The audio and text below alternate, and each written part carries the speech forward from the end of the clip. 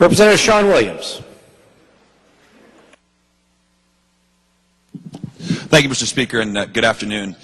This is a tough day for a lot of us because I think a lot of us knew this was coming, but we kept wanting it to get put off and hoping it didn't happen, and here we are, and you have to make the best of it, I guess. Representative Orange just made me think of something. I didn't realize what a compliment this was at the time, but I now do. That one particular day when you were in the chair, we had a particularly long debate about an issue. Don't remember what the issue was, but Representative Cafero and I happened to have talked for an excessively long period of time, or what you obviously deemed to be an excessively long period of time. And as we were voting and you came off the dais, you said to me, "God, you and Cafero are like gas bag 1 and gas bag 2.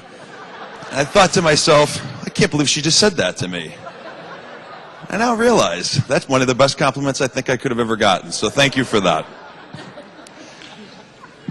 Representative Cafero, you talked earlier about some of the giants here in this building. I had the opportunity to serve with some of them, in particular Representative Dyson. I didn't have the opportunity to serve with Representatives Wallenberg or Tulisano, but we're all familiar with those legendary stories of the death penalty debates or other Judiciary Committee debates that Tulisano and Wallenberg would engage in, and people still talk about them, and they've been out of this chamber for many, many years.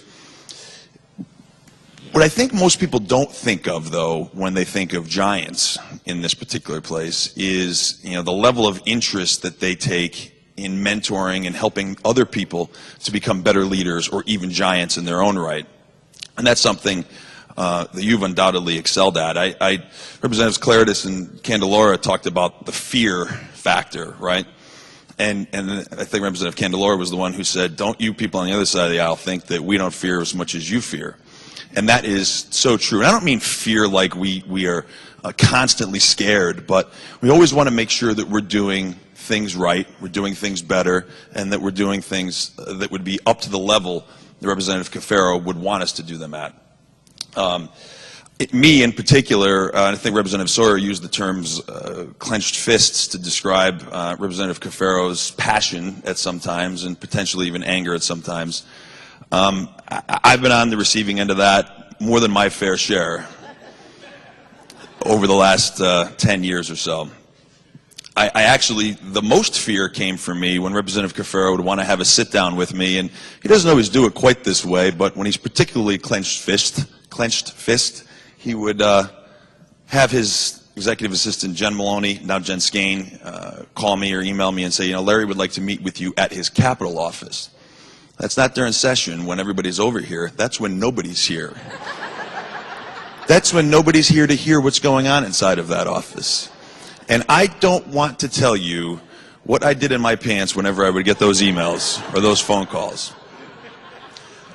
But I can tell you that the outcome of those meetings changed me immeasurably. Larry, you changed me so much for the better. You mentored, you taught, you coached. And I can say without a shadow of a doubt that it has been such an incredible influence on my life to have you in my life, not just as my mentor, but as my friend.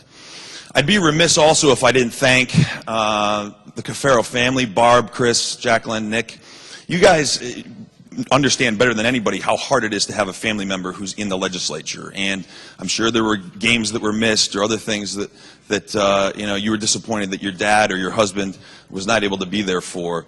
But I want you to know from the bottom of my heart how much your missing him has influenced so many of us. The fact that you were able to let him come up here, work with us, mentor us, teach us, coach us, it means a lot to so many of us, more so than you'll probably ever know. But it's also worth noting that he recognizes that he missed all those times. And as Representative D'Amelio said, we feel like we know all of you intimately based on how much he talks about you, and he would tell stories about you. So thank you from the bottom of my heart. I know I speak for everybody in my caucus and everybody in the chamber. So Larry, my hat is off to you. I love you. You've been a great mentor, an even better friend. Congratulations on this decision. I know it's the right decision for you, and I look forward to many years to come. Thanks, buddy.